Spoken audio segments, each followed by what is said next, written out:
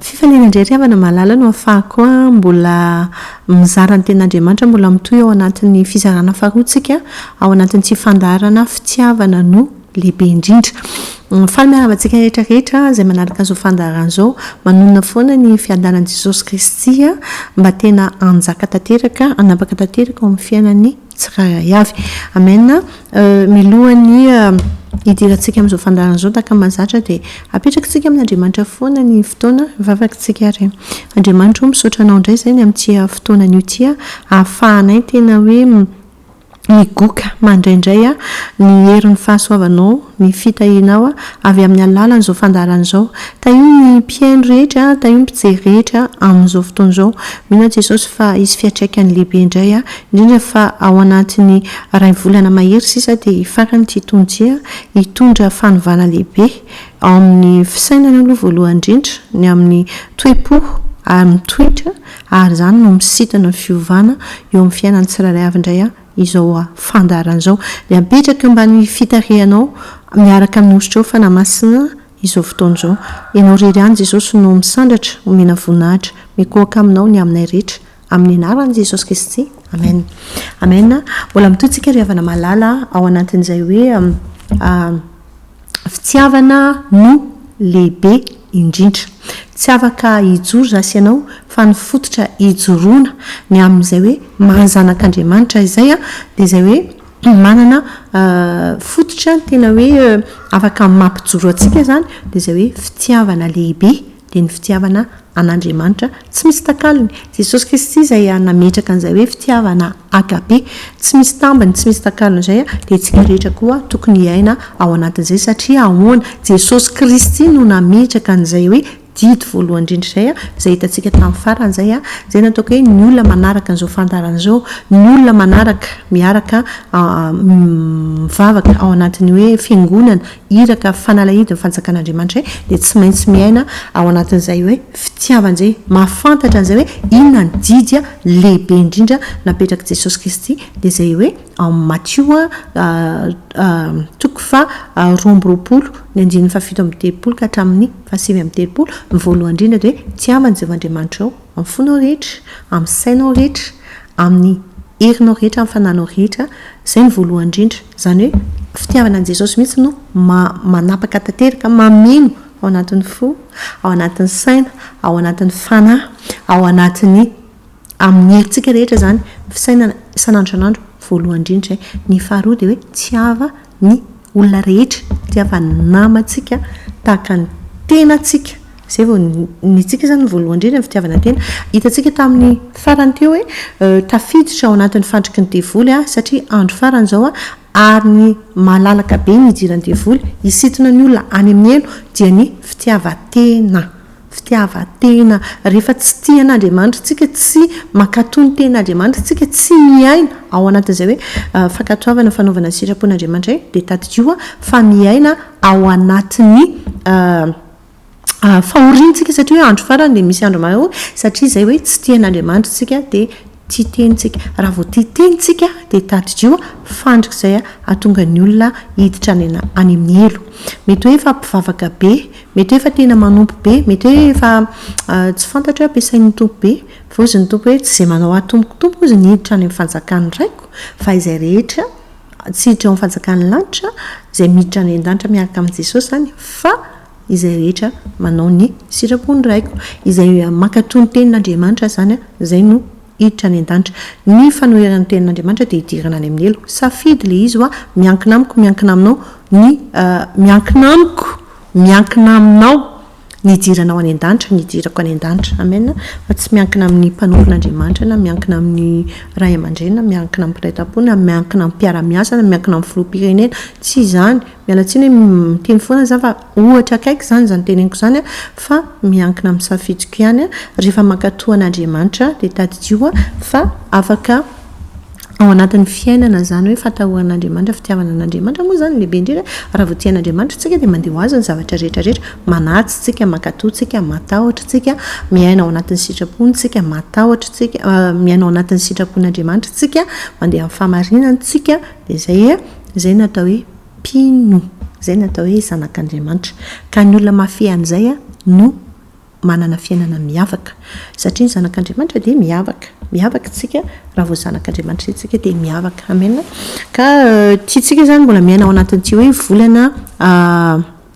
fanavan'andriamanitra ny zanan'izay zany io zany dia zay raisitsika izay ositra zay fa zay tena hoe miaina sy mandray an'izay ao anatin'izay hoe efa tamin'ny volana oktobra tsika nandray an'izay ositra zay ny herin'ny fanamazana zay nandresantsika zay hoe zanak'andriamanitra miavaka izay dia io zany dia zay tsy ahoana zany tsy fa mandrakizay dia hiavaka ny fiainanao satria nao zanak'andriamanitra ary tsisy afaka anaisitra an'izay tsisy afaka anala an'izay intsony satria ao anatin'ny telo volana mbola misy tsika amarana nyty taonyty ianao tena ao anatin'ny tena hoe fanavan'andriamanitra tanteraka any zanany amena ary mandrakizay tena hoe taona feno fifaliana taona mahafinaritra be fa amin'ny taona mahafinaritra be zay nataoko hoe anova ny tantaram-piainanao tanteraka mihitsy ny fiainonao zao ten'andriamanitra zao jerontsika tiavana tamin'ny farany hoe andro farany dia andro mahory ny olona tia tena tia vola fitiavam-bola mifototry ny ratsy rehetra nina mahatonga ny olona tia vola satria tia tena loatra izy tsy mieritreritra ny fitiavany an'andriamanitra dia lasa mametraka ny fitiavany amin'ny zavatra hafa fitaka izay ataon'ny devoly ahatonga ny olona hopotika ahatonga ny olona ho very any amin'ny elo mandrakizay ka elantsika izay zavatra izay elantsika zany andoantsika hanomboka ity an'andriamanitra manana ny toetra an'andriamanitra ny zanany inona ny toetra an'andriamanitra dia izay efa hitantsika andriamanitra dia fitiavana zay tarihan'ny fanan'andriamanitra no zanak'andriamanitra efa hitantsika iny ny olona tarihan'ny fanan'andriamanitra dia inona olona manana fitiavana manana fifaliana manana fiadana fahapo fahalemepana hitantsika ny any amin'ny fanaovan-tsoa manana finoana ao anatin'izany manana faharetana hitantsika ny any amin'ny ten'andriamanitra any amin'ny galatiana 5:22 manomboka 22 hitantsika daholo zay tarihan'ny fanan'andriamanitra zany dia manana toetra an'izay izy voalohany indrindra aloha izy dia fitiavana inona vokatra fina fitiavana ka fitiavana no lehibe indrindra faly amin'ny teny aminao fa tena raha ohatra hoe tsy hanananao zay nefa ianao vavaka ianao zany milaza hoe vavaka efa niala tamin'ny ratsy rehetra efa tsy manompo sampitsony efa tsy mitsangatsanga intsony efa tsy mangalatra intsony efa tena nisaraka tafiana zao toa fa izao ny fitaka ataon'ny devoly idirany numéro 1 dia izay hoe tia teny izay oka tena hitoetra amin'ny fitiavana dia tia ny olona rehetra ary ny tenin'andriamanitra dia hiainana dia izao rehefa ohatra hoe tenin'andriamanitra ka hoe manafotoana anao dia mandiny tena fa fitaka ny devoly izay dia tsy hidirana any an-danitra le izy Jesosy Kristy dia tsy nijery an'izaniza fa itsika ngenina note tsika ngenina anao ratsy tsika tsika olombelona nanombo an' Jesosy tamin'ny azo fitsaliana nefa hitantsika tsara ny ten'andriamanitra hoe any amin'ny Petera voalohany toko 2 ny 9:20 ka hatramin'ny 5:20 dia hono izay ten'andriamanitra hoe izay tsy nanotakory sady tsy misy fitaka teo ambavany Jesosy Kristy raha notevatevaina izy dia tsy mananevateva raha nijaly dia tsy nandraona fa nanolotra ny adiny ho amin'ny tsara marina ary izy nitondra ny fahotantsika tamin'ny tenany teo ambon'ny azo mba ho fatiny amin'ny ototsika fa ho velona amin'ny fahamarinana ary dia kapoka taminy nahasitranana atsika amen nahasitranana atsika nanetry teny Jesosy tsy nilobava Jesosy inona zany noho ny fitiavany ianao netreretany atsika rehetra dia nanaiky izy nanetry tena niatra tamin'i Jesosy daholo ny fanenjehana fanalana baraka ny fantrana ny fahoriana ny fijaliana ny kapohana narary izy mazahoana atsika izay hoe fandresen'izay noho ny fitiavan'i Jesosy tsika zany ao anatin'izay dia izao hoe tokony hitoetra ao anatin'izay fitiavan'izay izay fantatritsika tsara fa ny exigen'ny Jesosy dia izay hoe tsy miexige Jesosy hoe inona ny didina apetraka Jesosy dia izay hoe aokatsika hitoetra amin'ny fitiavana amin'ny fo amin'ny saina amin'ny fanahy fitiavana an'Andriamanitra mametraka an'Andriamanitra ambony zavatra rehetra hoe oka tena hanapaka ao anatin'ny fotsika raha mbola misy zany hoe fitiavam-bola fitiavana olona mihoatra no fitiavana an'Andriamanitra fitiavana arena fitiavana rindrarendra fitiavana tsy fantatra hoe inona ny tena zavatra tianao tandremo fa fitaka zany fitaka ataony devoly zany fa aoka tena hoe sampy lasa sampy le izy Andriamanitra sary-piaro fa tena fanapahan-kevitra ry havana tena hoe amin'izao sady indrindra fa efa farana sady zao ny taona ray volana mahery sisa dia farana sady ny taona tsy hitanao mihitsy le résultat hoe ahoana miaraka amin'Andriamanitra vola tsy mahasambatra arena tsy mahasambatra fa ny tena hoe olona manan-karena indrindra dia ny olona manana an' Jesosy ninona nana ninona tsy ana manana fiadanana foana tsy hanana ny olona manam-bola ny fiadanana ny olona ray zay tena hoe manana an' Jesosy amen tsy moramora ry havana miaraka amin'Andriamanitra fa rehefa mitoetra aminao ny fitiavana dia tadio fa ninona zavatra iainako zany endrikendrehana koa ankalana koa atao tsinitsina fa ao anatin'izany rehetra izany manam-piadanana ary tsy mba mieritreritra ao anatin'izany hoe amaly ratsy satria ahoana ozy ny ten'Andriamanitra ahoana mety hiteny hoe tena manam-piadanana tokoa ve jerentsika eo amin'ny impitira 2 ihany eo amin'ny 20 pitira voalohany toko faharoa ny andininy faharoapolo dia ahoana ozy ny ten'Andriamanitra hoe fa inona ny laza raha tahiny kapohana no ny fahadisoana ianareo ka mandefitra amin'izany manana fandeferana foantsika tena ohatrany hoe kapohantsika indraindray tsika ozy izy hoe no ny fahadisoana ianareo ka mandefitra amin'izany zany hoe mety hoe indraindray hoe mety hoe misy zavatra tsy mety nefa ny zanak'Andriamanitra zany hoe manana fahendreny izy mety hoe eny amaha-olombelona zany nefa ny azo antoka mihitsy fa ao anatin'izany tsy hanaonao foana zany ny zanak'Andriamanitra tadio zay fa raha tahiny ozy izy manao soa kosa ianareo ka mitondra fahoriana sy mandefitra raha manao soa zany hoe ny zanak'Andriamanitra dia tokony miaina ao anatin'izay hoe fanaova-tsoa zay ao anatin'ny fahamarinana ao anatin'ny fisainana madio toe-po madio ao anatin'ny toetra tsara amena dia ozy izy ny ten'Andriamanitra hoe izany no sitrak'Andriamanitra raha tahiny manao soa kosa ianareo ka mitondra fahoriana sy mandefitra dia izany no sitrak'Andriamanitra miainatsika ndaotsika tena iaina amin'ny zanak'Andriamanitra ndaotsika tena hoe ny olona miaina ao anatin'ny fitiavana an'Andriamanitra dia izay hoe hitantsika tsara hoe ny zanaka ozy izy ny zanaka ozy ny ten'Andriamanitra any amin'ny Jaona voalohany toko 4 ny andiny 1:20 dia ozy ny ten'Andriamanitra hoe Andriamanitra dia fitiavana ary izay mitoetra amin'ny fitiavana no mitoetra ao amin'Andriamanitra ary Andriamanitra ao aminy ary izany manam-pirofo fa zanak'Andriamanitra izay mitoetra amin'ny fitiavana ka andaotsika sanandro oka fitiavana an'Andriamanitra no mibaiko antsika eritreritra mibaiko antsika hanao zavatra manapaka tanteraka dia izay no angatantsika rehefa vita so fandarana zao hoe angataka amin'ny tompo mihitsy hoe tena hoe aoka ny herin'ny fitiavanao anapaka tanteraka ny foko ny saiko ny fanako ataontsika vavaka sanandro zany no tena hoe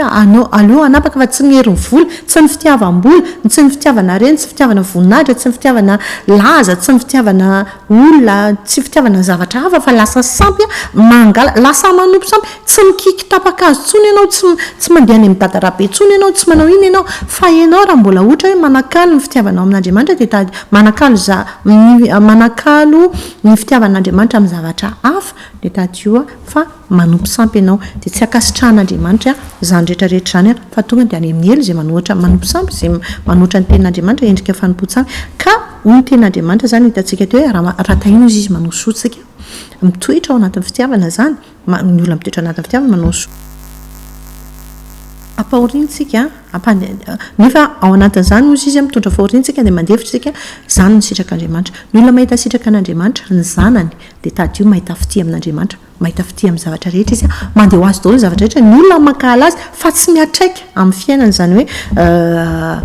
fankalan'ny olona zany fa ny zava-dehibe tena tadiavana indrindra ny amin'izao fiainana mandalo zao dia izay hoe fitadiavana sitraka amin'Andriamanitra izay efa hitantsika zany tamin'ny volana août septembre hoe fahitapity amin'Andriamanitra asaka ianao hijery amin'ny YouTube ny amin'ny izay hoe tamin'ny volana août septembre zay ohatra ianao ka tsy afaka mbola iainanao zany indrindra fa mamarana an'izao taona zao aokatsika fantoka tsara ao anatin'izany andaony jerentsika ny amin'ny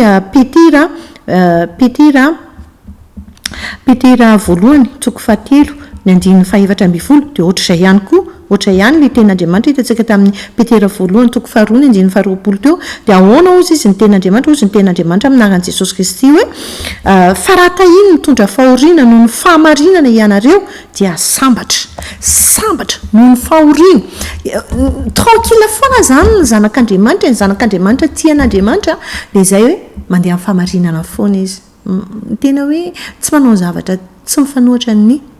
ten'Andriamanitra izy tsy manao ratsy izy fa manao fahamarinana foana dia sambatra ny olona teo sambatra ianao mandehana ny fahamarinana amena mandehana ny fitiavana an'andriamanitra ny fitiavana no lehibe indrindra za zany tokony tena tonga dia ataontsika zay rehefa misaina rehefa miteny an'izay tsika dia misaina an'izay hoe tia an'andriamanitra ny voalohany indrindra lehibe indrindra dia izay hoe miaina ao anatin'ny fiadanana fahasambarana fandresena foana amena ary miavaka ny fiainany amena ary aza matahotra tahaka azy izy ary aza mangorory ianareo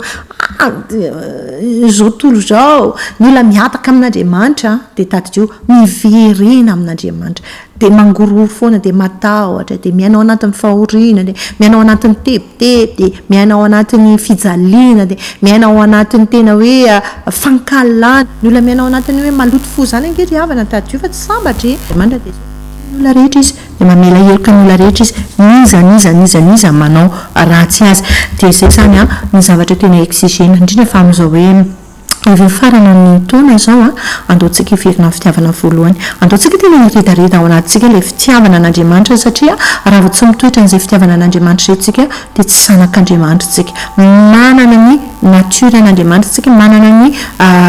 mitoetra an'andriamanitra tsika dia izay hoe andriamanitra dia fitiavana raha tiatsika dia ahoana ozy ny ten'andriamanitra any amin'ny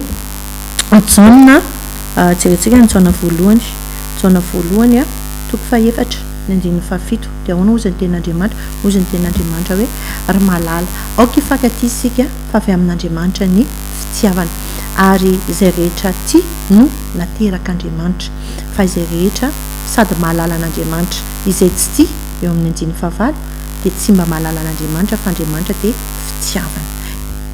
izay ny anoana zany fa zanak'andriamanitra tsika dia ndaontsika hitoetra ao anatin'izay hoe fitiavana izay na inona na ady atrehantsika tsy maintsy misy ny ady tsy maintsy misy ny ady ary tena vomaika koa miromotra ny devolo satana dia mampiasa olona marobe izy dia hoy ny ten'andriamanitra hoe hoalany olonareo no ny amiko tsy maintsy enjehana za moa dia tena hoe miaina teny fikasana zany ry havana tenin' jesosy zany amena ka tsy hoentsika ankalantsika any olona izay hoe tsy tiatsika ny fanenjehan'ny olona atsika fa mivavaka tsika izay hoe manisa soa manaova soa izy izy ary mivavaho an'izay manenjika anareo tenin' jesosy zany fa ao anatin'ny rendritreny izy dia manoatra ny mpandresitsika tena andriamanitra any misaya Isaia 30 ny diny 5:10 dia ahoana ozy ny ten'andriamanitra hoe amin'ny anaran'i Jesosy Kristy hoe fa izao no lazain'ny tompo dia Jehova ny iray masiny Israely amin'ny fiverenana sy ny fitsarana no amonjena anareo amin'ny fiverenana sy ny fitsarana no amonjena anareo amin'ny fanginana sy ny fatokiana ny sy ny herinareo ao anatin'ny aditsika ry havana dia zao miverena tanteraka amin'andriamanitra mandiny tena tanteraka zay zany hoe fiverena sy fitsara aza tonga dia malaky miteny aza tonga dia malaky manao action ao anatin'izay fa andao aloha hitoetra eo amin'ny fanatrehan'andriamanitra tena hoe mahatsapa tanteraka hoe tena an'andriamanitra tsika aza tonga dia mamaly aza tonga dia miteny aza tonga dia manao zavatra ao anatin'ny fihetseham-po fa ao anatin'izay hoe amin'ny fiverena sy fitsarana ozy no amin'izany ahatonga an'andriamanitra andray an-tanana ahatonga an'andriamanitra amonjy ao anatin'ny adintsika rehetrarehetra dia izay hoe miverina tanteraka mangina tanteraka mandiny tena tanteraka aza malaky tonga dia manameloka ny afo zany fa ao anatin'ny fandiniana tena tanteraka dia ahoana kosa ny ten'andriamanitra amin'ny fanginana zay zany hoe mangina dia mijanona mihitsy aloha tsy manao inina zay le fitsarana dia amin'ny fiverena amin'andriamanitra sy ny fatokiana no isian'ny herintsika rehefa manana herintsika dia mpandresy be ao anatin'izay hoe matoky an'andriamanitra tsika zay ny ten'andriamanitra ny farany dia izay hoe andaontsika hiavana amin'ny olona rehetra Jakoba 3:7 hoe ary mivokatra ny fahamarinana dia afafy amin'ny fihavanana ho an'izay mampandroso fihavanana ny olona mitoetra amin'ny fahamarinana dia mpandresy foana izy ninina ady atrehany ninina falehibiazan'ny fahavalony dia izao tsy resy zany izy mandrakizay amen fa mitoera amin'ny fihavanana mitoera amin'ny fahamarinana andriamanitra ary ao anatin'ny fahanginana no azahoantsika ny hery dia izay hoe afafy ny vokatry ny fahamarinana izy dia afafy ny fihavanana andao hiavana amin'ny olona rehetra ary andao andeha amin'ny fitiavana andao mela ny heloko ny olona rehetra dia rehefa hanapaka ny fitiavan'i Jesosy dia azo antoka izay rehetrarehetra vavaka tsika tapitra sady ny fotoana manaraka indray manasanao hitoy foana anaraka an'izao fandaran'izao vavaka tsika ary andriamanitra misaotra anao zay fa tsara loatra ianao lehibe ny fitiavanao anay misaotra ny amin'ny afatra satria avy aminao zany fanamasina ry azona iantoka fa tsy ovenao afatra zany fa ny fitiavanao anjaka tanteraka anavaka tanteraka ao anatin'ny sainay ny fonay ny fanahinay amin'izay ataonay rehetrarehetra isan'andro isan'andro oka ny fitiavanao jesosy ny tena anapaka aminay tsirairay avy atonga anay tena hoe no voaro mandra-piavinao eny amin'ny raolanitra taio ny tsirairay avy jesosy kristy taio ny fandaharanao taioko ny mpanomponao amin'ny anarany jesosy amen. Saturate me in your anointing, my Jesus. Saturate me in your presence. I need more of your We need more of you. I've got to have more of your anointing in my life. In my life. Saturate me, oh Lord, today. Come on, let's make it our prayer tonight. Saturate me with your anointing. Cancer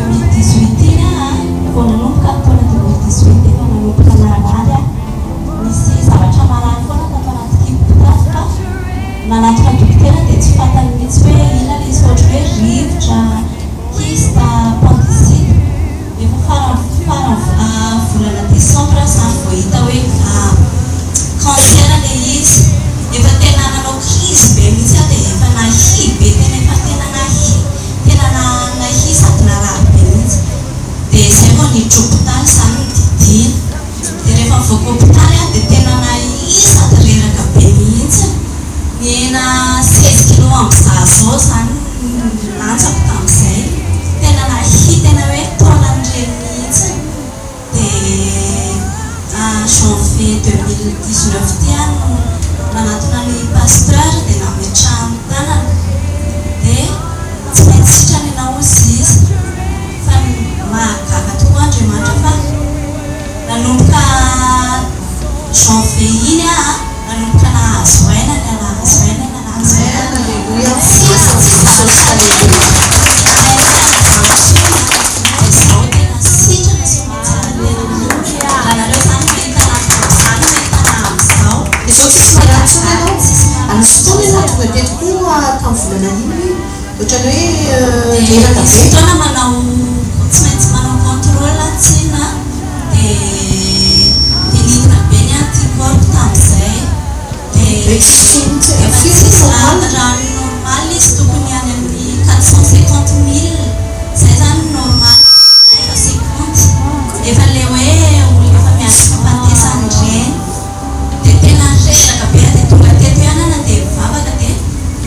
nametraha Pasteur tanana dia nosonana diloilo dia vao niala teto fotsiny dia tonga dia nahazo aina be dia ny ampitsony iny nanao contrôle dia verina normal tsara efa ny olona nisy aretina mitovinao tena ny olona rehetra betsaka zany ny olona raha ny olona eko izay olona maheno ana rehetra hoe voa cancérogène dia maty volinao sy ianao hoe lasa zany tsy nihitsana mihitsy vao mainy niala teo volo teo zany talohan'ny zanarahy na nify